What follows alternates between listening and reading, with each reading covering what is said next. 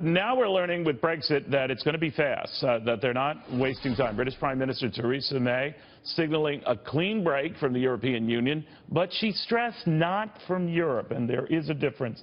Nile Gardiner, the former aide to the late, great Maggie Thatcher, on that. Now, what does it mean? A break from the European Union, not from Europe. Well, that's a very good point, Neil. And Theresa May did give, in my view, a terrific speech this morning in London, outlining a very clear vision for Brexit and for Britain's departure from the European Union. There is a fundamental difference between the EU and Europe as a whole. And Theresa May talked about Britain leaving the EU a single market, which means that Britain is able to completely now, once it Brexits completely, control its own borders and control the flow of immigration into the country. That is extremely important. Also, Britain will have the complete freedom and flexibility to negotiate its own free trade arrangements across the world, including with the United States. And she did emphasize the importance of Britain maintaining close relations with European countries. And just because Britain is leaving the European Union, that does not mean that friendships with European nations are going to end. In fact, I think that in some cases, partnerships with key European countries will be strengthened, actually, following Britain's exit from the European Union. The EU has become a sort of vast supranational monstrosity, actually creating a great deal of tension within Europe. And I think that a British exit from the EU is in Britain's national interests.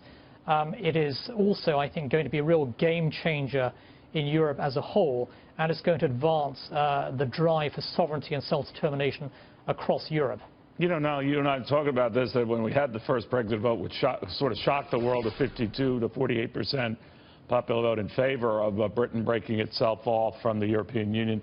It was feared at the time that markets globally would tank, and originally there was a sort of a shockwave in Britain, and then it stabilized.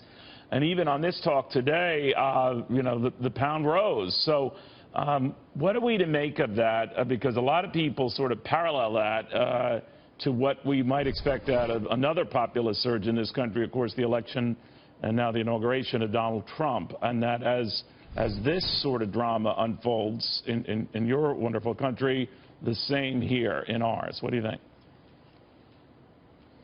Well, without a doubt, Brexit has been very beneficial for the British economy. Since the referendum was held last June, you've seen the stock markets soar to all-time highs for the FTSE 100.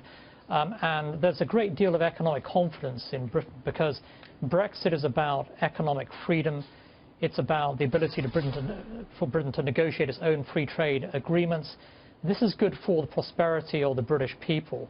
And I think the markets have responded overwhelmingly positively towards Brexit. You've also seen, of course, the stock markets rising in the United States following the November presidential election. And I think anything that drives freedom and liberty and economic prosperity is going to be good for the markets. And I think on both sides of the Atlantic we have governments committed to free market policies, and that's a good thing. All right. Now, thank you very, very much.